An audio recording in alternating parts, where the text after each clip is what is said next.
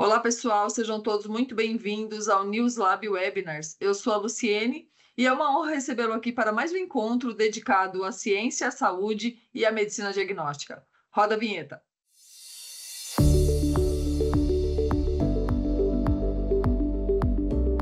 NewsLab, transformando ciência e conhecimento em informação para todos. O nosso convidado de hoje é o Dr. Rubens Lodge. Ele é nefrologista, diretor médico e responsável pela pesquisa clínica da Nova Biomedical. E hoje ele vai trazer para a gente um pouco mais sobre gasometria moderna, do pré-analítico à coximetria. Dr. Rubens, seja muito bem-vindo ao nosso canal. Muito obrigado por aceitar o nosso convite e por estar aqui para compartilhar um pouco do seu conhecimento conosco. Muito obrigado. É um prazer enorme estar com vocês. Esse é um tema que está mudando rapidamente. Cada vez mais equipamentos modernos oferecem ali no ponto do cuidado um portfólio de testes e exames mais complexo do que a gente estava acostumado aí há 20, 30 anos atrás, e é um pouco disso que eu vou falar aqui hoje, né? Eu vou olhar o que um equipamento moderno consegue entregar e quais caminhos de decisão clínica a gente tem a partir deles e para que estão lá. Para que a gente tem tudo aquilo. A gente vai, como você mesmo falou, a gente vai do mais simples, né, até o mais complexo que a gente pode ir, e lógico, guardando a questão do tempo, que é vital. Muito bem. Como eu fui apresentado, eu sou médico nefrologista com experiência em terapia intensiva, professor universitário e tudo isso. Eu tenho uma coisa, porém, nos últimos tempos eu tenho envolvido como diretor médico na Nova Biomédico, e a gente tem hoje inúmeros projetos científicos em toda a América Latina. Eu sou diretor para a América Latina, e a gente desenvolve estudos, né, colocando luz em situações clínicas importantes, tanto dentro de uma UTI quanto em ambientes absolutamente inóspitos fora do ambiente hospitalar. E essa é uma parte interessante sempre que a gente fala em desenvolver ciência, desenvolver estudos científicos. Vamos lá. Então vamos conversar um pouquinho sobre um olhar moderno sobre os resultados de estudos de gases. Né? Como eu falei, meus disclosures, eu sou o diretor científico da Nova Biomédico, mas eu começo sempre falando um pouquinho de história. Gasometria parece ser um negócio assim desde os tempos imemoriais, mas não é. Não é.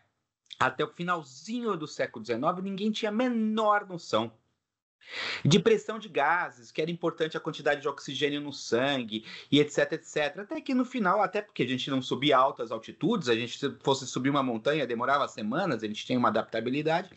Até que no finalzinho do século XIX, 3 pessoas subiram no balão, né? Lembrando que é aí que começa a inventar balão, no começo do século XX começa a inventar avião. Subiram no balão, 3 pessoas subiram e, porém, só uma voltaram. As outras 2 morreram no caminho ali, e ninguém sabia o porquê que os outros 2 tinham morrido, né? E aí começam a buscar essa questão de oxigênio, essa questão de pressão de gases e tudo isso. Há 100 anos atrás que começam os primeiros eletrodos para medir pH, né, para medir alguma coisa de gás. O primeiro gasômetro que a gente tem notícia, ele é da década de 60. Né? Eu posso dizer ali que os meus professores da faculdade tinham muito pouca tecnologia no que se refere a estudos de gases, né? Só que o que me incomoda aí agora no século XXI, é que o primeiro gasômetro lá, na década de 60, ele dava pH, PO2 e PCO2. E o que me incomoda no século XXI é que muitas gasometrias que a gente vê por aí apenas se olha pH, PO2, PCO2 e o bicarbonato. Né? E não, né? A gente tem aí 60 anos de desenvolvimento de gasometria, e o século XXI ele é muito pródigo em tecnologias, fórmulas, novos cálculos para trazer uma informação para esse paciente crítico. A gasometria moderna, ela tem que se dar uma avaliação do ar ambiente até a sua mitocôndria. Tem que dizer desde, olha, a fração de expiração desse ar ambiente é tal, olha, eu tenho aqui uma intoxicação por tal gás, e etc, etc, até, olha, minha mitocôndria está fazendo o metabolismo sem oxigênio, olha aqui, o lactato subindo, olha aqui essas questões, e passando pelo meio do caminho, que muitas vezes a gente esqueceu. A gente passou por um caminho que tinha lá ventilação pulmonar, a gente tinha um caminho que era entrega de oxigênio ali no meu tecido, mas ali o sangue no meio, né, o transporte de oxigênio no sangue, ele é muito mais ali do que o PO2, né? Ele é muito mais até do que a própria saturação da hemoglobina tradicional, e a gente vai olhar esse meio do caminho. Então, o que traz aqui é que eu tenho que ter subsídios, e na verdade eu tenho subsídios sobre todos os detalhes da respiração que vai do ambiente à mitocôndria. Mas é importante a gente entender uma coisa claramente, principalmente em paciente grávido. Os exames têm que ser confiáveis, né? Eu tenho que entender que esse exame é confiável para uma decisão clínica sobre eles, né? E esse é o princípio. É o princípio básico. E principalmente em pacientes graves, pacientes críticos, as decisões... Uma gasometria pode dizer se esse paciente vai fazer hemodiálise ou ser entubado. São coisas absolutamente diferentes, né? Então, assim, eu preciso entender se esses exames são confiáveis. E aqui a gente parte de uma mudança importante que ocorre no século XXI, que é os point of care, que é o equipamento ir a ponto do cuidado. É claro que biomédicos, técnicos, são muito bem treinados para entender o que uma amostra é boa ou uma amostra é ruim de sangue. Mas o médico que está lá na ponta do cuidado, a enfermeira que está lá na ponta do cuidado, né? Ele nunca foi treinado durante a graduação de saber o que é uma amostra boa, uma amostra ruim de sangue. Mas agora ele tem que saber, porque o equipamento está lá, né? Então, assim, é importante a gente discutir um pouco se a amostra de uma gasometria ela é confiável ou não. Indicações clássicas de uma gasometria é, claro, avaliar a insuficiência respiratória, o desconforto respiratório, avaliar se a minha intervenção nesse desconforto ventilatório está ok. Eu entubei o paciente, eu quero saber se aquela programação ali no ventilador está bom, se eu tenho que mudar, não mudar, porque na verdade isso é dinâmico. Pulmão fazendo parte de uma enorme parte do meu equilíbrio ácido básico, eu quero avaliar o equilíbrio ácido básico, eu quero documentar tudo isso, eu quero documentar a gravidade, tomar as minhas decisões. Essas são as indicações clássicas de um estudo de gases. Mas, eu tenho que entender que são erros que podem acontecer em todo o processo, né? E aqui eu coloco uma parte fundamental. São 4 variáveis enormes de erros: as pessoas, o paciente, o equipamento e até os protocolos da entidade.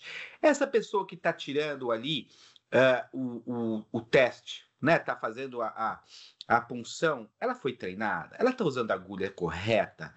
Ela fez uso do torniquete? Não fez uso do torniquete, né? Como é que ela está fazendo isso? O equipamento está calibrado, tem controle de qualidade, tem calibrador, está sendo feito isso de tempos em tempos, os produtos estão ali guardados da forma correta, né? Essas coisas todos esses dados estão sendo feitos. As políticas para a drenagem desse sangue, a política para tomar esse sangue, ela está correta? Onde está o equipamento? O tempo entre a tomada e o tempo entre a tomada do sangue e a real análise? Porque esse sangue fica numa bancada ali a tarde toda esperando alguém e vai ter moles e vai ter perda de coisa. Como é que é esses negócios? O que é uma gasometria dentro desse ambiente? Ele é só PCO2, PO2 e pH, ou ele abrange alguns cálculos, algumas fórmulas que vão trazer resultados e importantes informações para o usuário final, o intensivista vai tomar? Como é que é esse pré-analítico? E vão existir erros desde o pré-analítico até o pós-analítico. Desde, olha, como foi pedido esse teste? Foi pedido corretamente esse teste? A amostra foi correta? Ela está coagulada? Não está coagulada? Essa amostra tem oxigênio? Tem ar? Como é que está isso? Erros durante a fase de análise e erros pós-análise, né? A pessoa que vai ler esse resultado, ele consegue entender todas as variáveis envolvidas lá, nesse resultado, ele sabe o paciente, se está tomando nutrição parenteral junto com essa gasometria, como é que tá esse paciente, se está chocado, se está em sepsis. Ele sabe isso para olhar essa gasometria e não cometer um erro de interpretação ou de má avaliação da totalidade desses exames. Então, é tudo isso um pouco que a gente vai conversar aqui, né? Os exames têm que ser confiáveis para, né, a tomada da decisão clínica, principalmente em paciente grave. Como qualquer procedimento, existem contraindicações e precauções, né? Principalmente quando se funciona uma artéria, muitas vezes uma artéria até de maior calibre, não só uma artéria radial. Então, assim, esse paciente está com terapia fibrinolítica, esse paciente está com uma celulite importante no lugar da punção, não vai funcionar ali, né? Vai escolher outro lugar, né? Como é que está esse processo todo ali, né? E há complicações.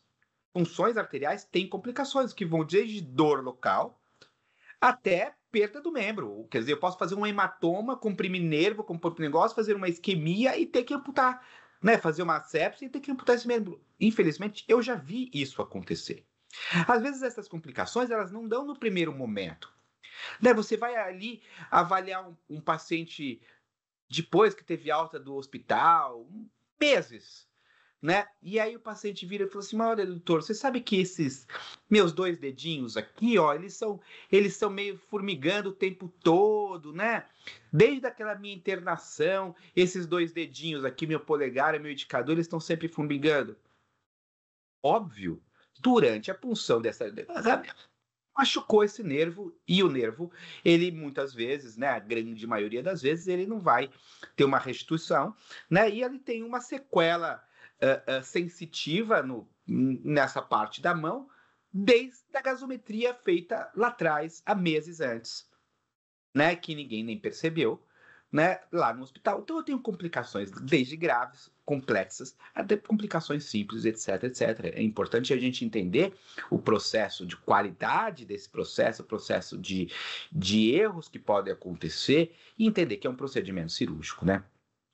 Locais comuns é a artéria radial, a artéria femoral, menos comum, e a artéria braquial, né?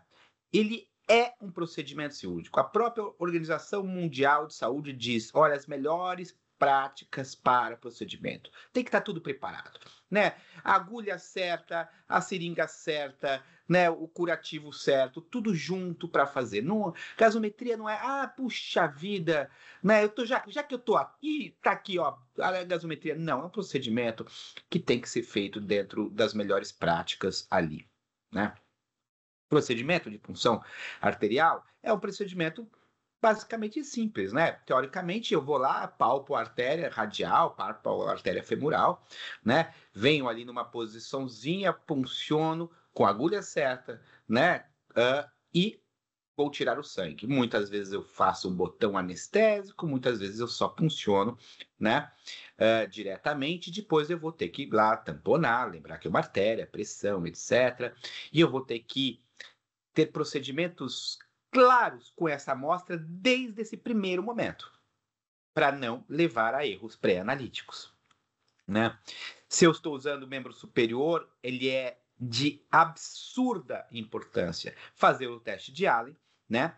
Para eu garantir, se eu tiver algum problema na punção dessa ou de outra artéria, esse membro não vai isquemiar, né? Lembrando que é um teste simples, eu vou lá e fecho as duas artérias, a artéria ulnar, a artéria radial, a mão vai ficar branquinha, solto uma das duas, né? Solto a ulnar e vejo, né? Se ela tem a capacidade de trazer essa mão ficar vermelhinha novamente dentro desses 15 segundos. Se ela tem essa capacidade, mesmo que se eu tiver algum dano, um hematoma na minha artéria radial, eu não comprometo a mão. Tá certo? Equipamentos modernos têm, às vezes, dentro do seu processo, a obrigatoriedade do cara responder ali no monitor se fez o teste de diálise sim ou não, do operador. De tão importante que isso que é para protocolos e certificações internacionais, né?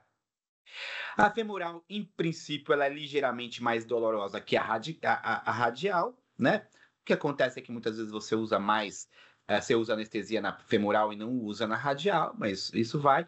Mas lembrando que mesmo que você não use anestesia, tem procedimentos baratos que podem melhorar a dor do paciente. Por exemplo, colocar um gelo local por 3 minutos antes da punção radial. Isso melhora a sensação de dor na metade. Né? Cai para metade a sensação de dor. Isso aí é muito importante. Por que ele é muito importante? Porque a experiência do paciente, ela impacta um erro pré-analítico também. Se eu estou avaliando, por exemplo, ventilação, né? Uma das variáveis, PCO2, né? A gente vai falar lá na frente. E esse paciente está com medo por causa da dor, ele vai começar a respirar taquipneia por causa do medo, etc, etc, principalmente em crianças ou pessoas que têm medo de agulha. Isso vai impactar a gasometria. A PCO2 vai vir alterada. Então, assim, a gente tem que entender que a experiência do paciente também é uma variável que impacta o resultado clínico pré-analítico. Ele tem que ser o melhor possível, né? Óbvio que, modernamente, qualquer punção dentro do corpo humano deveria ser guiada por ultrassom, tá certo?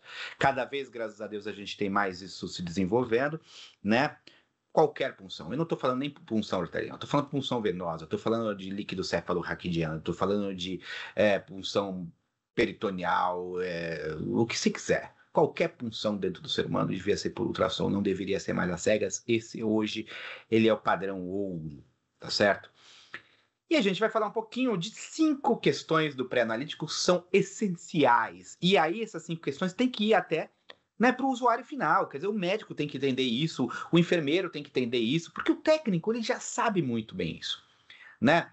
O técnico do laboratório. Agora, de repente, essa amostra é manejada, colhida pelo enfermeiro da UTI, às vezes ele não sabe qual é o impacto disso, como isso impacta na confiabilidade, volto a dizer, do teste. Presença de ar, coleta de sangue venoso ao invés de sangue arterial, a gente vai discutir um pouquinho disso, quantidade inadequada de heparina na seringa, mistura incorreta e atraso no transporte. Esses são os 5 itens mais importantes. E a gente entra na importância da seringa. Muitas vezes, assim, eu já sou velho o suficiente para, há anos atrás, há mais de 2 décadas, eu colhia gasometria com a seringa que tinha. Podia ser seringa de insulina, podia ser seringa de 3, 5 ml, que seja. Eu colhia a que tinha. Não me dá qualquer seringa aí. Não é verdade. Isso tem um impacto na confiabilidade do sistema. Por quê? Uma seringa para fluidos, ela foi projetada para segurar líquido dentro dela. Uma seringa de gasometria, ela foi projetada para segurar gases. Né? A relação do êmbolo com o diâmetro é diferente. Eu tenho um tampão, né, que fecha tanto na parte da frente, né, um lower lock, né? Ela é mais dura. Ela é mais dura porque pode ser lisinho e passar ar entre elas. Né? Ela é mais dura, eu tenho tampão, eu tenho um lower lock, eu tenho uma relação êmbolo e diâmetro da própria seringa que são feitos para gases, não são feitos para líquidos. Isso é importante, isso é muito importante a gente entender. Uma seringa de gás é diferente de uma seringa de líquido, mas tem uma outra questão que impacta muito maior, a heparina. E aqui eu entro por uma questão que essas coisas eu vivi, né, de certa forma, há anos atrás. Qualquer heparina servia. Eu aspirava lá uma heparina de sódio, frasquinho, balançava e jogava fora e estava tudo certo. Primeira discussão. Numa gasometria, e não estou falando nem de uma gasometria moderna, de uma gasometria usual, sódio, ele é um dos testes que eu faço. Eu estou medindo sódio da paciente ou estou medindo sódio da heparina que ficou? Porque a heparina é de sódio. Então, primeira regra para não confundir, para não ter um fator de erro, para não ter um fator de confusão entre que sódio eu estou medindo, não deveria ser sódio essa heparina, deveria ser uma heparina de lítio. Primeira regra é essa. Por uma questão óbvia e imediata, o sódio sérico é medido e vai ter vários cálculos feitos durante uma gasometria a partir do sódio do paciente medido. E se eu estou medindo sódio ali da heparina também, isso pode trazer problemas de confiabilidade. A segunda questão é o sódio ser líquido e não sódio ser em gel. Que isso? Olha, um equipamento moderno de gasometria, como esse que a gente está falando ali, ele precisa de 140 microlitros de sangue venoso total, sangue arterial total, de sangue total, para fazer o cálculo. 140 microlitros, 0,14 ml. Aí vai lá o Rubão, achando que está abafando, aspira uma heparina, 2, 3 ml, mexe e joga fora a heparina ali, e sobra meio ml de heparina líquida dentro da seringa, ali na ponta da seringa, ali no cantinho ali. E eu já vou aspirar. Você concorda que o volume que ele vai aspirar, lembra que ele precisa de 140 microlitros, 0,14. Se sobrou 0,500 de heparina ali, eu vou ter no mínimo uma dissolução dessa amostra. Então, esse é um outro motivo que a heparina de lítio dentro da seringa, ela é em gel, ela não é em líquido, para evitar a dissolução da amostra, que impacta, sim, na confiabilidade. Então, a heparina, a escolha da heparina, a escolha da seringa, elas têm um impacto gigante já ali, antes de você tirar a primeira amostra de sangue do paciente. A gente não está aqui nem discutindo se sangue é venoso ou se sangue é arterial. A extração de sangue na amostra, ela também é importante. A extração de sangue, a extração de ar. Mal sabem as pessoas que fica aquele arzinho ali no final, ali porque não tirou o ar da amostra, porque não deu aqueles tapinhas, não tirou as bolinhas de ar. Isso pode impactar quase 20% de aumento na PO2 em poucos minutos. É um erro de 20%, gente. Ou mais, né? Lembrando que a PO2 pode ser de 80%, 20% é uma amostra enorme. Então, só a simples não retirada de ar da amostra, eu já posso ter um erro de 15%, 18% facilmente, né? Na amostra de PO2. Só não tirar o ar. E é um procedimento que tem que estar no protocolo, porque isso tem um impacto gigante. E aí a gente entra num tema muito difícil, que é o tema do tempo de coleta e análise, né? Ponto. Existem inúmeros estudos que mostram que a partir de 10 minutos eu já tenho uma perda de precisão de PO2, pH, PCO2. 10 minutos. Se essa amostra está dentro de gelo desde o princípio, né, eu consigo ficar 30 minutos. Eu trabalhei em várias UTIs ao longo da minha vida e nenhuma era um bar, porque é em bar que tem máquina de gelo. Não tinha gelo à disposição, claramente. E às vezes você colhia a amostra e aí, depois de 5, 10 minutos que chegava o funcionário do laboratório, e aí ele trazia o gelo, mas aí não vale mais. Aí já está passando. Vale desde o princípio, né? Então, primeira coisa ali na casa dos 10 minutos, isso se resolve. Olha, eu vou te falar uma coisa, eu sei que esse é um tema muito polêmico, mas com equipamentos modernos a gente tem conexão por cabo, na rede do hospital. O equipamento ele foi feito para estar no point of care. O tempo, se você tiver uma amostra, um baixo tempo entre a coleta e a avaliação, 70% dos erros já acabam aí. Aí, só por causa do tempo. Esse tempo ele é importante em qualquer grupo de amostra. Pode ser amostra arterial, amostra venosa, pode ser no bicarbonato, pode ser no PCO2, pode ser no lactato, em qualquer grupo. A partir dos 10, 15 minutos, eu já tenho alteração da amostra. pH, o que você quiser. O que você quiser. Esse estudo foi feito com cordão umbilical, mas ele mostra que, inclusive, seringas que estavam no gelo tiveram alteração da amostra em 15 minutos. Na questão do cordão umbilical, né? Então, se eu diminuo esse tempo, grande parte dos meus problemas de erros pré-analíticos já estão resolvidos. O tempo entre a coleta e a análise tem que ser o mais rápido possível que eu puder, né? E para isso eu tenho que posicionar o equipamento em local estratégico. Não pode colher uma gasometria e o técnico ainda passar em toda a enfermaria do 5º andar colhendo outros exames para depois levar o equipamento. Não pode, não deve. O resultado deixa de ser confiáveis, né? Então, isso é um ponto importante. E a temperatura? Eu tenho que anotar, fazer parte do protocolo, anotar a temperatura, né? A minha professora ali da dona Olga, que me ensinou física no primeiro colegial, dizia PVT igual a PVT, pressão, volume e temperatura. Pressão, volume e temperatura, tudo que mexe na temperatura, mexe na pressão, mexe no volume. Eu estou estudando pressão de gases.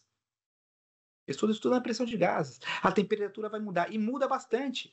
Por exemplo, um paciente que tem uma PCO2 de 35, só que ele não está a 37 graus, ele está a 39,5. Essa PCO2 real é de 39, não de 35. Mudou 4, mudou mais que 10%, 12, 15%. E interessante que eu já fui em hospitais que faziam 4, 5 mil gasometrias por mês e todos os pacientes estavam a 37 graus. Não. A temperatura é importante. Os cálculos para correção de pressão por temperatura não são cálculos simples, mas a máquina faz para você.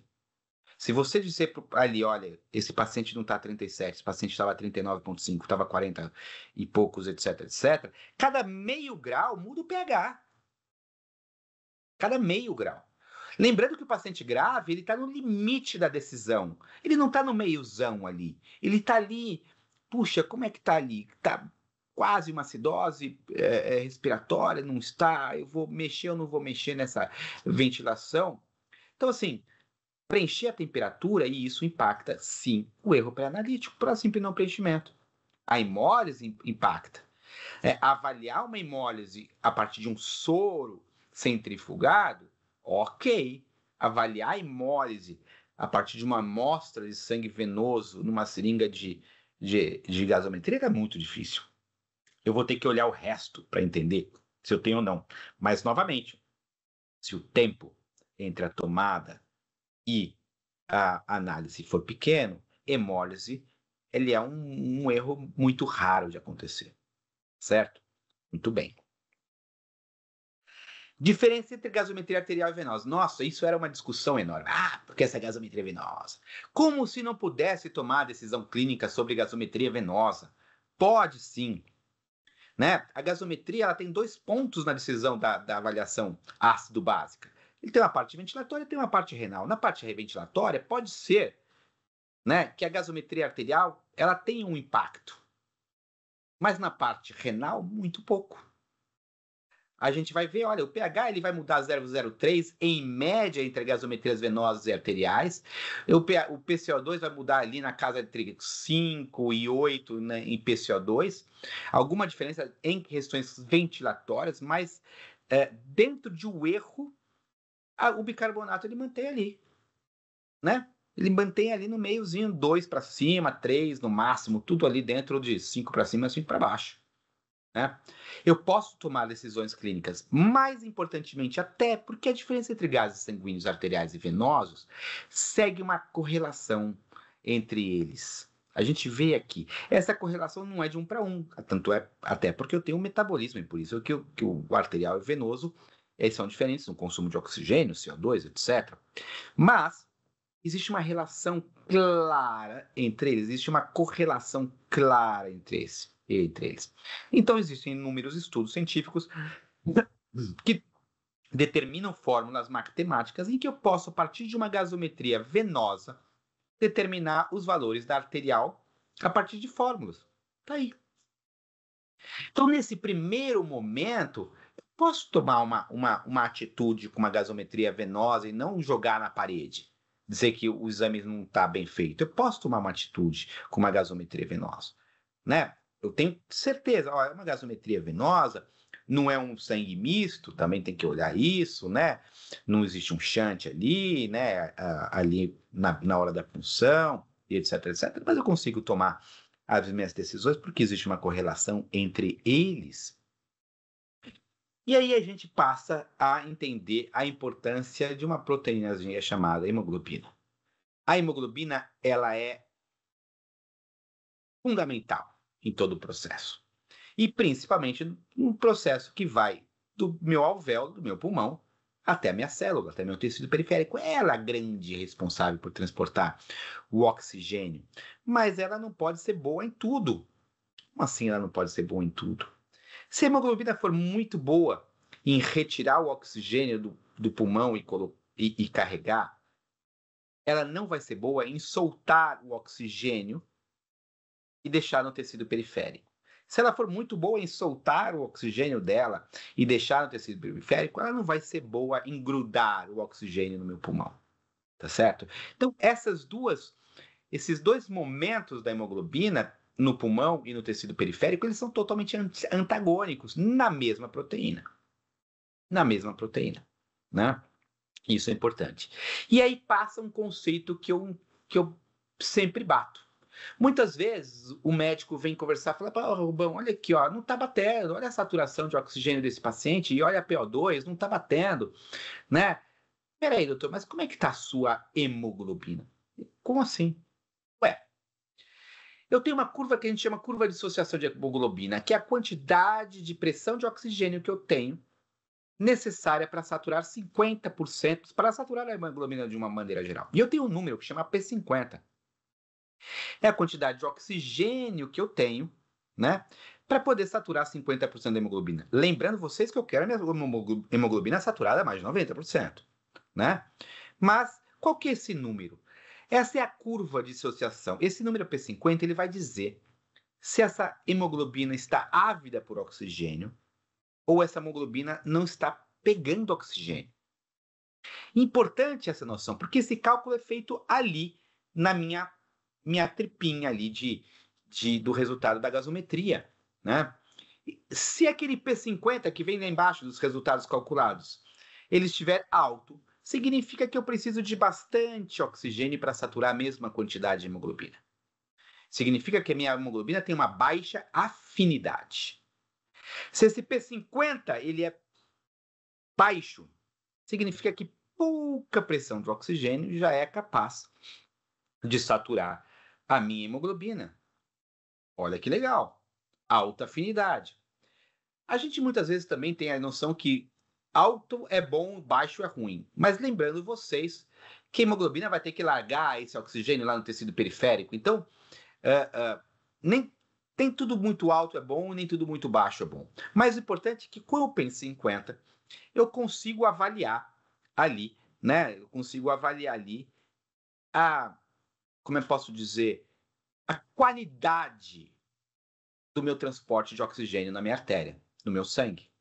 Essa qualidade é feita pela qualidade da hemoglobina de pegar o oxigênio e devolver o oxigênio.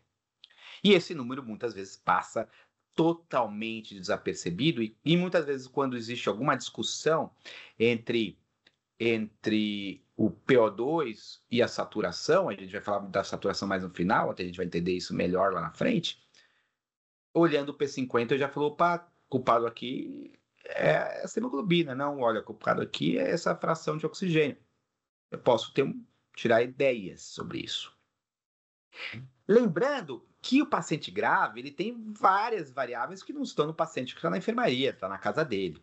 E essa curva de dissociação da hemoglobina, do oxigênio e hemoglobina, ela é altamente influenciada por CO2, por pH, por temperatura, pela presença de outras hemoglobinas, inclusive hemoglobina fetal, né? E por uma coisinha chamada 2,3-DPG, que é um metabólito de carboidratos do metabolismo da célula vermelha, da hemácia. Né? A hemácia tem seu metabolismo, ela gera mais 2,3-DPG, ela tem menos metabolismo, etc. Então, o que também a gente aprende é que essa curva de dissociação oxigênio-hemoglobina, ela não é fixa, ela não é parada. Ela pode ir para a esquerda ou para a direita, conforme o pH, o paciente que está, por exemplo, o paciente que está super acidótico, o hidrogênio está aumentado, ela vai vir à direita, em outras palavras, eu vou precisar de mais oxigênio para saturar a mesma quantidade de hemoglobina, mesmo que esse cara não tenha nada pulmonar. É mais difícil ele respirar. Só pela acidez. Porque a curva vai lá, a hemácia não pega fácil esse oxigênio, eu preciso de mais oxigênio pela mesma quantidade, só por ele estar acidótico. Só para a gente entender. E como isso tem a ver com a temperatura, tem a ver com 2,3-DPG, com PCO2, e ele varia, Essa curva de dissociação da hemoglobina é como se fosse uma corda de violão. Ela vai vibrando, né? Ela joga para cá, joga para lá, joga para cá, joga para lá, conforme aonde está essa hemoglobina. Ela está no tecido periférico, ela está no alvéolo, essa corda também vibra, né? Coisas fáceis de acontecer, policitemia e anemia, impactam nisso, jogam a curva para cá e para lá. O 2,3-DPG ele varia na anemia e na policitemia. Então, o cara que tem anemia, ele não é só tem menos quantidade de hemoglobina para carregar, porque ele tem menos ferro, menos célula, etc, etc. Mesmo essas poucas que tem, carregam pior, né? Carregam pior o oxigênio, né? Eu preciso de mais pressão de oxigênio para saturar a mesma coisa. E o cara que tem policitemia, ele não tem só, né, mais célula, as células são mais ávidas, né? Interessante essa questão. Muitos hospitais, principalmente os grandes, têm esses sistemas de tubulação pneumática. Esses são excelentes para laboratório, para ter o tempo entre a coleta na emergência e o laboratório central, e etc, etc. Mas, para gasometria, não pode. Volto a dizer, não pode. Isso impacta gigantemente PCO2, pH, PO2, qualquer dado, potássio. Se quiser olhar nessa gasometria, né, vai impactar esses tubos. Então, não pode, tá certo? O gasômetro tem que estar no ponto do cuidado. Volto a dizer. Quais são os parâmetros estudados numa gasometria moderna? Lá atrás, há 60 anos atrás, era PO2, pH, PCO2. Né? Depois de um certo tempo, né, a gente tem aí PO2, saturação, pH, PCO2, bicarbonato, o hematócrito. Né? E aí começa a entrar outro grupo de testes, né? O sódio, o potássio, o cloro. São importantes para eu fazer um tal de anion gap, que a gente vai falar na frente. O cálcio. Começa a ser importantes. E mais modernamente ainda, eu começo a olhar os pedaços, eu começo a olhar todas as partes da respiração. Então, eu vou olhar a qualidade dessa hemoglobina, eu vou olhar lactato, eu vou olhar bilirrubina, eu vou olhar ureia e creatinina na mesma tomada de sangue. Lembrando que o equipamento de gasometria ele está em pontos em que o paciente é grave, que as decisões tomam minutos. Né? Então, eu consegui tirar uma amostra e saber a real situação desse paciente, e a gente vai olhar isso de uma maneira geral daqui a pouquinho, em 1 minuto, muda a história do paciente, muda a qualidade do serviço prestado. Se eu preciso tomar, esperar, levar, etc., em 1 hora, 2 horas eu tenho um resultado, é complicado. Até por uma outra questão importante. Normalmente, o laboratório, no seu sistema de informação, né, o LIS, Sistema de Informação Laboratorial, ele tem como variável as variáveis que ele pode cobrar. Pelos códigos TUS, pelos códigos SUS, que seja, cálculos não estão ali. Então, muitas vezes, mesmo que o equipamento que está no laboratório gere o anion gap de importância fundamental na avaliação de uma gasometria, não existe uma variável de anion gap que chegue, né, ao computador do médico que está na UTI. Não existe uma variável de P50 que chegue lá. Essas variáveis, como cálculos não são pagos, não passam pelo sistema. Né? Então, o equipamento está na ponta ali, ele é fundamental porque ele na ponta ele traz mais informações do que quando ele está no centro. Isso é importante a gente entender. Ok? Como é que eu vou interpretar uma gasometria? Né? Eu vou aqui ter um trabalho aqui difícil, mas eu vou dizer para você que gasometria, em princípio, a gente podia dizer, olha, gasometria é um negócio muito difícil de interpretar, e eu vou dizer, olha, faça 6 perguntinhas para você e você interpreta qualquer gasometria. Como assim? Você vai fazer 6 perguntas para você e você vai interpretar qualquer gasometria. Primeira pergunta, se o pH é normal. Segunda pergunta, se é normal o seu PCO2. A terceira pergunta, se o seu bicarbonato está normal. E qual é a relação, na quarta pergunta, entre o seu PCO2 e o seu bicarbonato? E aí, eu vou olhar para onde estão seguindo o meu PCO2 e o meu bicarbonato em relação ao pH. Isso aí eu vou olhar a pressão de oxigênio e a saturação. Quando eu faço essas 6 perguntas nessa sequência, eu faço análise de qualquer gasometria, qualquer distúrbio ácido básico. Como eu vou fazer isso? Olha lá.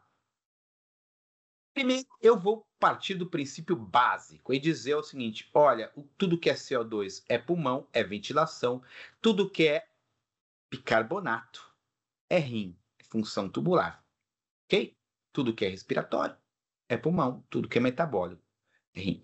Por que eu tenho que colocar isso importante? Eu tenho que colocar isso de uma forma importante. Porque uma gasometria, ela tem nome e apelido. Como assim nome e apelido? Nome e sobrenome. Nome e sobrenome. Por quê? Olha, o meu nome é Rubens Escobar. A gasometria não é só uma acidose. Essa acidose, ela é metabólica ou ela é respiratória? Essa acidose respiratória, né, ela está parcialmente compensada ou ela está compensada? Essa acidose metabólica parcialmente compensada, ela tem um anion gap aumentado ou ele não tem um anion gap aumentado? É um anion gap normal. Essa acidose metabólica parcialmente compensada, com o anion gap alargado, é por causa de uma insuficiência renal ou por uma intoxicação por álcool? Todos esses dados a gasometria vai dar para você. Não me basta saber se é uma acidose ou uma alcalose. Eu quero saber o nome e os sobrenomes dessa patologia para tomar minha decisão clínica. Vamos lá. Primeira pergunta. pH é normal? Eu adoro essa imagem e dizer para vocês que o pH tem tudo a ver com a cerveja. Principalmente, né, alguns dias de semana, numa sexta-feira à tarde, etc.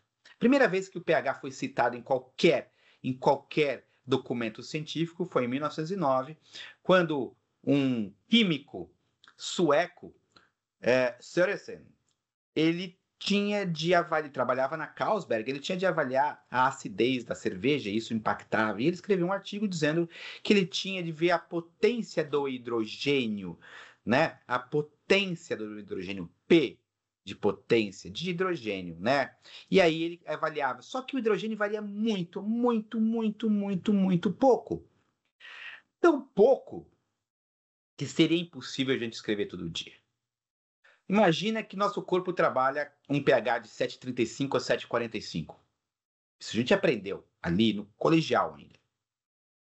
Sabe que 7,35 é 0,000000446 mols por litro de hidrogênio e 7,45 é 0,000000354 mols por litro. Então, a diferença entre vida e morte, porque a gente sabe que tanto em alcalose quanto acidose, nosso corpo começa a não trabalhar direito e é potencialmente fatal, o pH pode variar no nosso sangue, de certa forma, na maior parte das nossas células, no máximo 0,000000092 mols por litro. Olha como a vida é perfeita. É uma variação minúscula, que só é possível ficar escrevendo o tempo todo, porque eu uso logaritmo, porque eu uso uma fórmula matemática, um truque matemático, né? Usar a potência de 10 e aí eu reduzo isso a números muito mais fácil, né? pH é menos log de 10.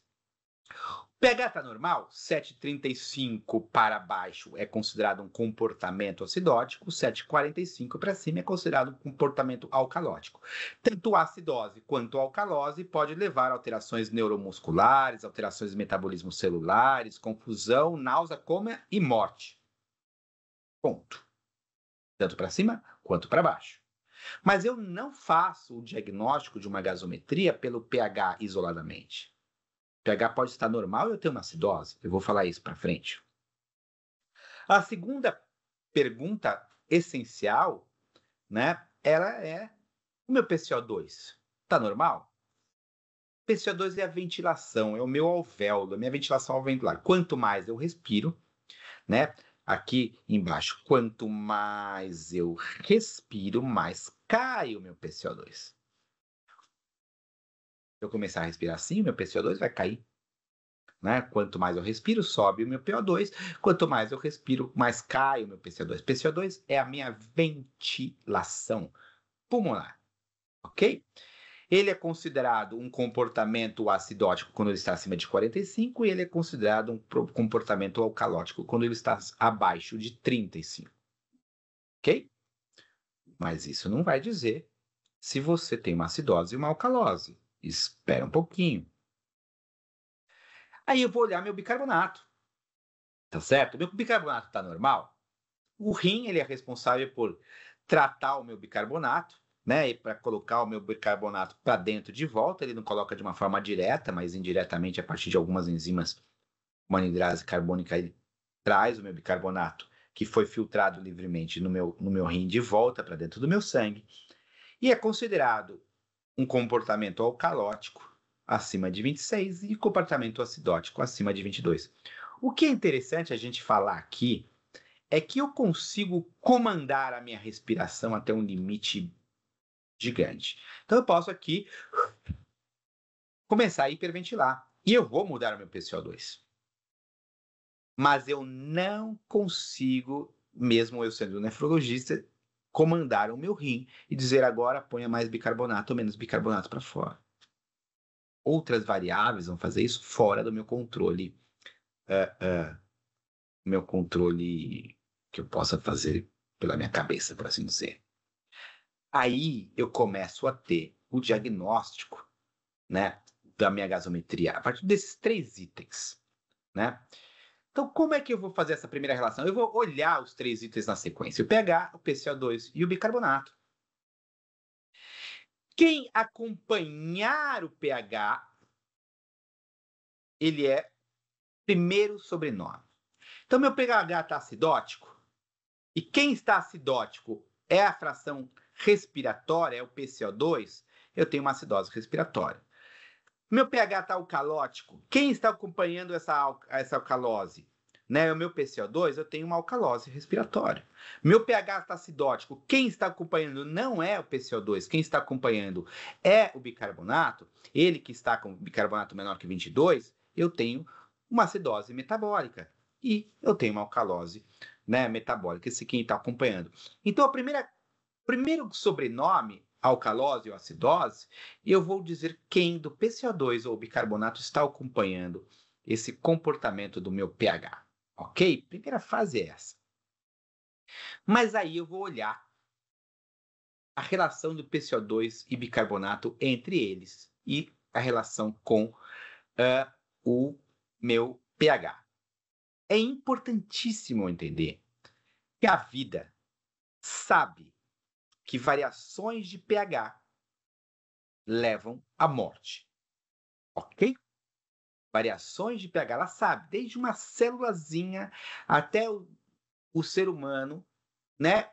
O sistema, o corpo, sabe que variações mínimas, como a gente viu ali no ser humano, né, de pH levam à morte. Então, o corpo sempre vai tentar compensar. Se eu tenho uma acidose respiratória, o meu corpo vai lançar mão de uma alcalose metabólica para compensar, para manter a vida. Para tentar manter a vida. Então, eu tenho uma acidose respiratória, meu PCO2 sobe, meu pH desce, automaticamente meu bicarbonato vai ser reabsorvido melhor, né? Esse bicarbonato vai subir para tentar compensar, né, numa alcalose metabólica, essa acidose. Por isso que o meu distúrbio pode ser primário, eu não comecei a compensar ainda, parcialmente compensável. Olha, o meu PCO2 está alto, o meu pH caiu, o meu bicarbonato já subiu, mas meu pH ainda não resolveu, não está normal. E eu posso ter uma acidose compensada. O meu PCO2 está alto, meu bicarbonato subiu para compensar, o meu PCO2 estava alto, mas eu já consegui colocar o pH dentro da normalidade. Por isso que eu disse lá atrás, não é o pH que dá o diagnóstico de acidose ou alcalose. Então aqui eu tenho meu terceiro sobrenome, a acidose metabólica ou acidose respiratória, parcialmente compensada, quando eu já tenho a compensação oposta do PCO2 ou do bicarbonato, depende de quem está inicialmente, parcialmente compensada porque eu ainda não corrigi o pH alto nível normal, ou compensada, quando essa compensação, que eu consigo ver lá o meu PCO2 tanto para muito para cima ou para baixo, e o meu bicarbonato tanto para cima ou para baixo, compensando e o pH normal. Então agora eu tenho já 3. Acidose, metabólica, parcialmente compensada. Mas eu ainda não estou satisfeito, né? Eu posso então dizer se está compensado ou não, se eles estão sempre opostos. E eu tenho que entender uma questão importante. Meu corpo sempre vai tentar a compensar. Sempre vai tentar compensar. Mas eu falei tentar. Nem sempre ele consegue. Para cada milimol de bicarbonato para cima e para baixo, eu espero uma alteração da pressão de CO2 na ventilação.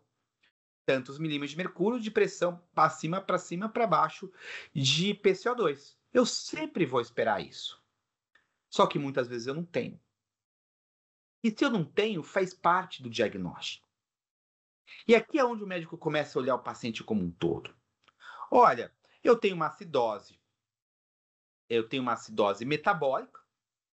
Eu deveria estar hiperventilando para gerar uma alcalose respiratória, mas eu não estou.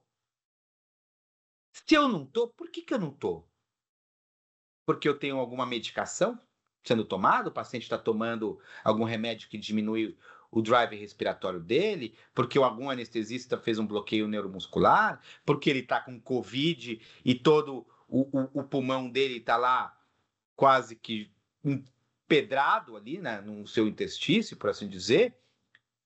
Então, o fato de eu não ter a compensação é parte do meu diagnóstico.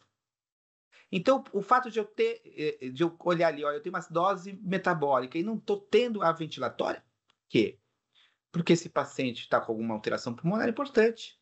Pode ter tido AVC, pode estar cansado, fadiga muscular, mas faz parte do meu diagnóstico. A própria não compensação, porque sempre o corpo vai compensar. E esse é um dado importante quando a gente analisa uma gasometria. Eu pego uma gasometria e eu olho. Está compensando ou não está compensando? O que era para compensar? Não está compensando? Por que não está? Porque está cansado? Porque tem alguma medicação? Porque tem alguma outra coisa acontecendo, uma outra doença junto? Como eu falei, o cara pode ter uma acidose metabólica e uma acidose respiratória. O cara tinha insuficiência renal e ganhou um Covid nas costas. Tem os dois. Mas ele tem 2 doenças. Então, a gasometria vai me dar essa dica. Como eu falei, a gasometria ela tem que dar dicas para você do ar ambiente, a respiração celular. Você tem um transtorno misto. Por último, só aí, eu vou começar a olhar, né, a minha saturação de oxigênio. E lembrar que a saturação de oxigênio e PO2 são coisas diferentes. Um é a quantidade de oxigênio dissolvido no sangue e o outro é a saturação de oxigênio ligada à tal da hemoglobina. A hemoglobina é quem carrega o oxigênio, né, em temperatura e pressão normal, lógico. E a decisão é exatamente essa, né? A decisão é se o cara está tomando o oxigênio ali no parque ou ele está entubado na UTI, tá certo? E aí tem um outro númerozinho que eu tenho que preencher, que chama-se FiO2. A FiO2, tá certo? A FiO2, ela é a fração de oxigênio que está no ar. Por que eu tenho que preencher esse númerozinho? Porque é sobre esse número que a minha decisão clínica acontece. Eu não digo que um paciente tem hipoxêmia, baixa quantidade de oxigênio no sangue, só pelo nível de oxigênio, pela PO2. Não. É a sua relação sobre a FiO2, a PAF, tá certo? Essa relação entre pressão de oxigênio e FiO2 é que me diz, você tem pouco oxigênio no sangue, mas você está fazendo muito esforço para isso? Você tem muito oxigênio no sangue, você está fazendo muito mais esforço para isso, a quantidade de oxigênio que está respirando é muito maior para isso que você tem. É essa relação. Então, a classificação de hipoxemia, ela é dada pela relação dos dois. Então, entre 200 e 300 eu tenho uma hipoxemia leve, acima de 300 eu não tenho hipoxemia nenhuma. Entre 100 e 200 eu tenho uma moderada e abaixo de 100 eu tenho uma hipoxemia grave.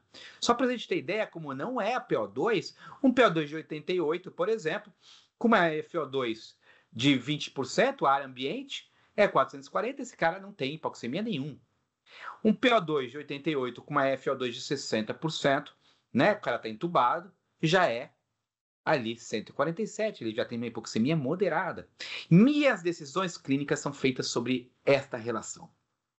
Então, é essa relação que são as minhas decisões. É aí que eu vou decidir se vai tomar um cateterzinho de O2, se vai tomar uma máscara, se vai ser entubado, vai ter o eco to ar, ou se vai ter o ECMO, por exemplo.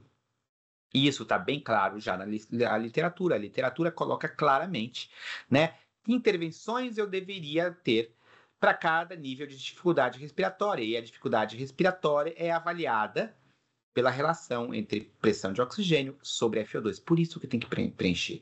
Aquele mesmo hospital que tem 5.000 gasometrias, todo mundo a 37 graus, tem 5.000 gasometrias, todo mundo a 21% de negócio. E não é verdade. E não é verdade. Decisões clínicas são tomadas aí, um em cima do outro. Ok? Então é importante o preenchimento desse dado. O que mexe na ventilação, patologia ou tratamento impacta na gasometria. Então, uma gasometria ela é influenciada pela ventilação mecânica. Ela é uma bola de neve aí, né? Ela vai dizer como eu vou entubar, como eu vou reprogramar minha ventilação, e ela é influenciada pela ventilação mecânica. Né? Porque se minha ventilação mecânica diz quantas vezes eu vou respirar por minuto, se minha ventilação mecânica diz quanto de oxigênio eu tenho que ter, se a minha ventilação mecânica está bem ou mal programada, eu vou ter distúrbios, né, na minha gasometria diferentes. Então, a ventilação mecânica ela não impacta a gasometria de uma forma única. Ela impacta conforme a ventilação. A ventilação mecânica traz alcalose. Não. Ela traz alcalose, inclusive, se ela estiver mal programada, muitas vezes, ventilando rapidamente. Uma ventilação mecânica pode trazer acidose respiratória. É só deixar um drive respiratório que o paciente não consegue seguir, começa a ventilar poucas vezes por minuto e já vai ali. Então, o tipo da ventilação mecânica impacta em qual é o transtorno que vai acontecer nessa gasometria. E a gente vai olhar agora a hemoglobina de uma forma melhor. Olhar o quão importante é a coximetria. É interessante que você chega para médicos mais velhos, por assim dizer, a gasometria ela chega nos Estados Unidos no final dos anos 90, a coximetria. 96, eu creio. E ela chega no Brasil no início dos anos 2000. Há 20 anos atrás não tinha a coximetria no Brasil. Eu já era formado, né?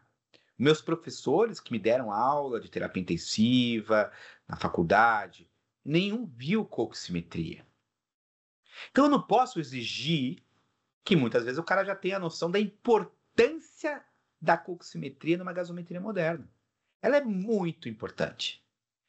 Eu tenho um pedaço aqui, a ventilação eu estou olhando o PCO2, eu estou olhando ali e tal, eu estou olhando aqui embaixo o eletrólito, estou olhando o lactato, etc. Eu estou até olhando o hematócrito do paciente, né? Mas e todo esse meio que é o transporte de oxigênio pelo sangue, que a gente vai ver que está altamente influenciado? Todo esse meio que está lá, aquela P50 que eu falei lá atrás, a P50 pode estar alterada por alteração da coximetria, por uma meta-hemoglobina. Simplesmente assim. E eu nunca vou ver se eu não medir. Essa é a questão. Lá, me ensinaram lá atrás que eu tinha 2 hemoglobinas, uma com oxigênio e uma sem oxigênio. Não é bem verdade. Eu tenho uma hemoglobina com oxigênio, uma hemoglobina sem oxigênio, uma hemoglobina que está ligada a monóxido de carbono. E lembrar que eu produzo monóxido de carbono também no meu metabolismo basal. Só que esse monóxido se liga a uma hemoglobina de uma forma muito mais estável que o próprio oxigênio, tem uma afinidade muito maior. Eu tenho uma hemoglobina que perdeu a capacidade de reter o ferro, que é a meta-hemoglobina. Eu tenho uma hemoglobina fetal que deveria ter sido acabada já nos primeiros meses e de repente ela está lá e ela tem um comportamento, e eu até tenho sulfahemoglobinas, tá certo? Que é a hemoglobina ligada ao sulfato. O importante é entender que isso está lá. É só a gente olhar, né? E primeira definição que muitas vezes o médico, quem está avaliando essa gasometria não entende, ele faz uma comparação entre aquela saturação que tem ali no gasômetro mais antigo, mais básico, ou aquela saturação que tem na ponta do dedo do paciente na UTI. e a real pressão de oxigênio e saturação do paciente. Como assim a real? Porque aquele aparelhinho ali, da ponta do dedo, ou até aquele gasômetro ali, básico, ele vê hemoglobina com oxigênio e hemoglobina sem oxigênio. E aí coloca a hemoglobina sem oxigênio, mais a hemoglobina com oxigênio, e em cima a hemoglobina com oxigênio e faz a saturação. 96%, eu tenho 96% das hemoglobinas ligadas ao oxigênio. Num paciente normal, num paciente na sua casa, num paciente não grave, né? E ele vê isso pela cor aqui, eu coloquei. Conforme cada tipo de hemoglobina, ela tem uma refração à luz, tá certo? Por isso que tem uma luzinha ali, ok? Num paciente não grave, num paciente normal, num paciente sem medicações sofisticadas, etc, etc, ok. O paciente tem 88% de saturação de hemoglobina, significa que ele tem 88% de hemoglobinas ligadas ao oxigênio, e ali eu tenho 12% de hemoglobinas não ligadas ao oxigênio e 88, um cima do 88. Só que isso é uma grande mentira dentro da UTI. Como assim, doutor? Porque tem um conjunto de hemoglobinas que isso não mede. E normalmente elas são irrisórias. 0,3, 1%, 2% aqui, metahemoglobina 0,3 ali, 0,5, sei lá, baixa quantidade. Isso não impacta, então 88 é 88, se colocar todas as frações outras das dishemoglobinas, vai dar 87, a decisão é a mesma. Mas, se esse paciente tem 8, 10, 15% de metahemoglobina, monoxhemoglobina, significa que esse 88 de PO2, de saturação de oxigênio, é, na realidade, 72. 72. E aí o cara fala assim, não, o cara tá com PO2 de 88, 90, e o cara tá azul. Ah, não tá batendo, o equipamento tá quebrado. O equipamento não tá quebrado. Você que não está vendo tudo. No paciente grave, essas outras dishemoglobinas ganham uma porcentagem que impactam na saturação. Então, eu defino até de forma diferente. Saturação de oxigênio é hemoglobina oxigenada e não oxigenada, e fração de hemoglobina oxigenada, eu coloco as outras também ali embaixo. Tá certo? A metahemoglobina, ela tem uma importância fundamental em pediatria e neonatologia, né? É aquela hemoglobina que não tem a capacidade perfeita de carregar oxigênio por uma alteração do ferro e da molécula. Isso acontece na neonatologia muito mais avançadamente e acontece dentro da UTI. Dentro da UTI, como? Medicações comuns de UTI, todos os nitratos, por exemplo, nitroglicerina, nitroprussiato, né? Nitrofurantoína, antibiótico ridículo. Todos eles produzem metahemoglobina. Então, o paciente com menos de 15% de metahemoglobina, ele é assintomático, mas já está impactando a saturação de oxigênio lá na avaliação. Só que se esse paciente está tomando isso, ele tem entre 15% e 20% e tem um ICC, uma insuficiência cardíaca, tem uma DPOC, isso pode ser potencialmente fatal os dois juntos. Além de eu não estar olhando a real saturação desse paciente. Não são medicações complexas que fazem isso. Nitratos fazem isso. Detergentes fazem isso. Hipoclorito faz isso. Tá certo? Nitrogênio faz isso.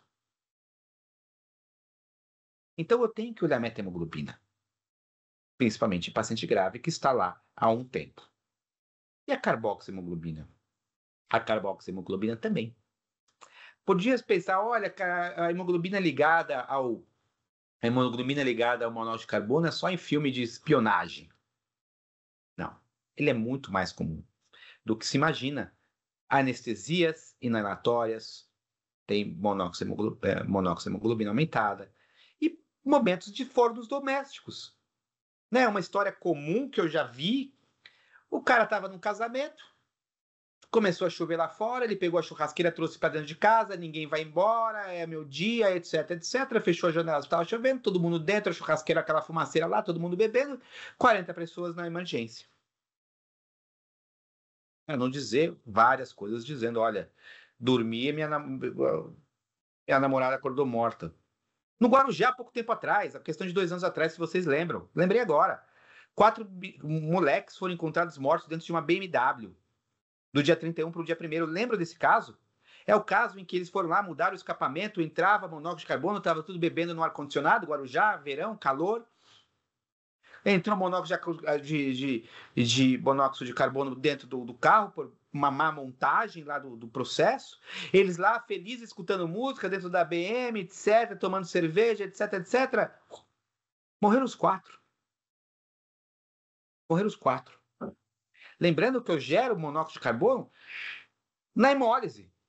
Aquela icterícia neonatal que eu fico buscando, a bilirrubina, isso é um pouco do passado. Porque até o próprio monóxido de carbono que gera na quebra da protoporfirina, que gera a bilirrubina de lado do monóxido, a avaliação da coxhemoglobina ela é mais precisa, mais sensível e mais específica do que a própria bilirrubina para avaliar a icterícia. Tem vários estudos que mostram isso. Sulfhemoglobina. O paciente tomou sulfato ferroso. Tomou zolpidem, né? Bactérias no intestino geram sulfa. O intestino parado dentro da UTI, isso é muito comum. Intestino parado, o cara tá lá há 4 dias que não faz cocô. Estipado. Aquelas bactérias gerando sulfa. Essa sulfa é absorvida, vai para a hemoglobina. E o intensivista não tá vendo isso. E ele tá achando que 88 é 88. Pensa bem. 6 passos para análise. E aí, dentro daquela minha avaliação, tem um monte de eletrólito, né? Os primeiros eletrólitos, eles vêm porque na avaliação ácido básica eu tenho que olhar o equilíbrio ácido básico, eu tenho que olhar as cargas positivas e negativas. Então, lá em 1917, há mais de 100 anos atrás, né? 2 caras, Henderson e Raffensperger, disseram, olha, eu tenho que somar os cátions e os ânions, tá certo? E a diferença entre eles dá um tanto lá que tem que ser normal dentro daquele tanto. Só que esse tanto aí é porque naquela época, 100 anos atrás, não se media as outras coisas, que era esse tanto do meio. Esse gap, esse salto entre o sopro, porque na real teria de ser igual.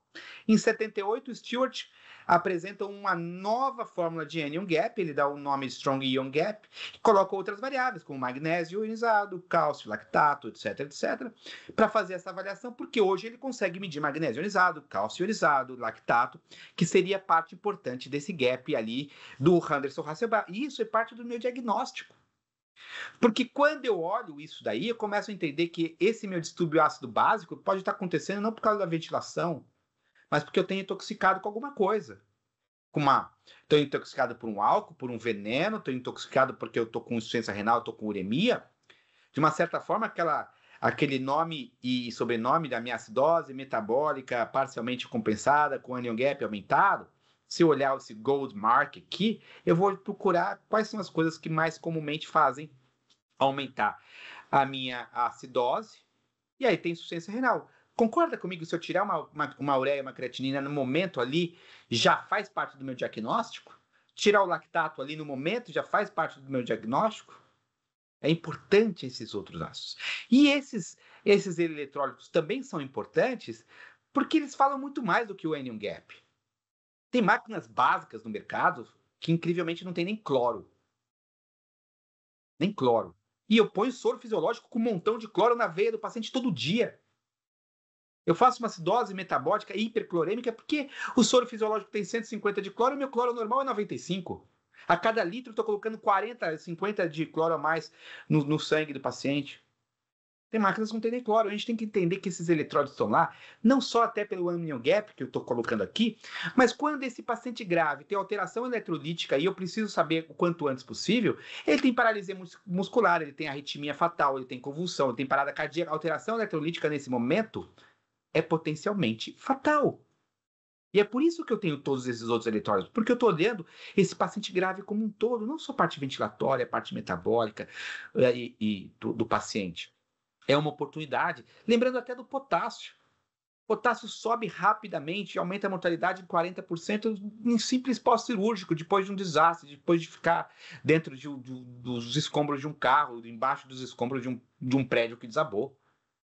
O lactato está lá por um motivo, porque eu quero saber, não só quero saber se é uma sepse, eu não quero não só saber se é uma sepse ou se é uma alteração importante do fígado do paciente, né? É importante saber diferenciar o tipo de lactoacidose, porque isso vai interferir na minha acidose. Eu já sei onde intervir, mas o lactato também vai me dizer a avaliação hemodinâmica desse paciente. Eu vou conseguir olhar o lactato lá na minha.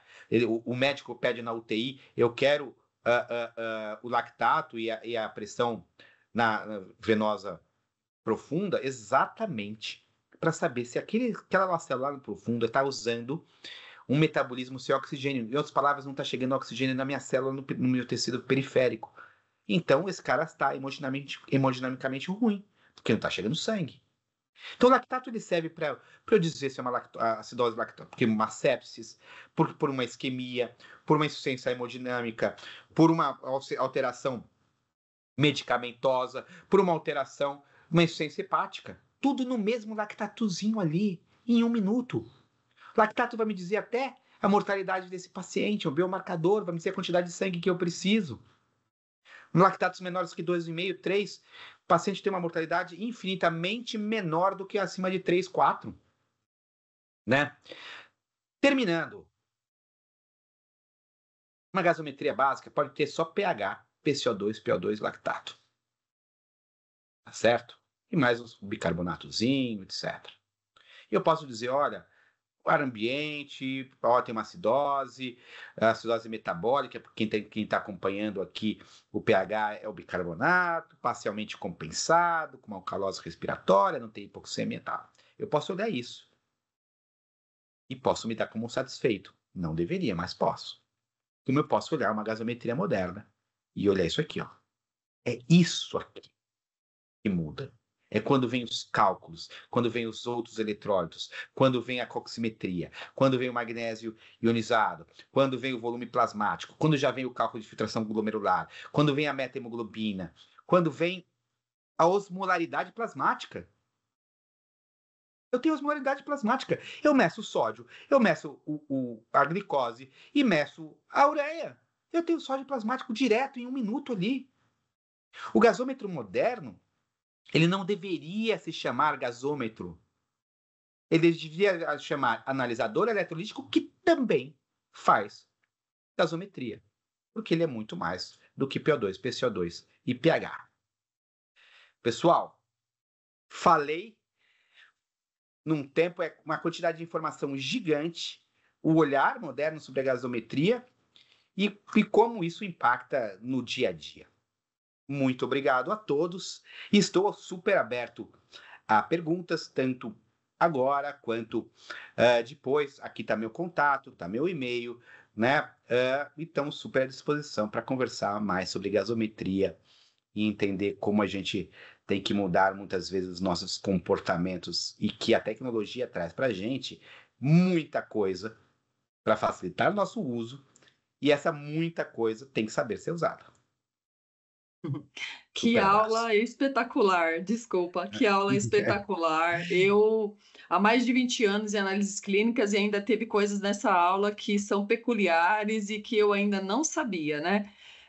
Muito especial, muito obrigado por compartilhar parte, né, mas muito conhecimento conosco. Então, fica aqui o contato do Dr. Rubens.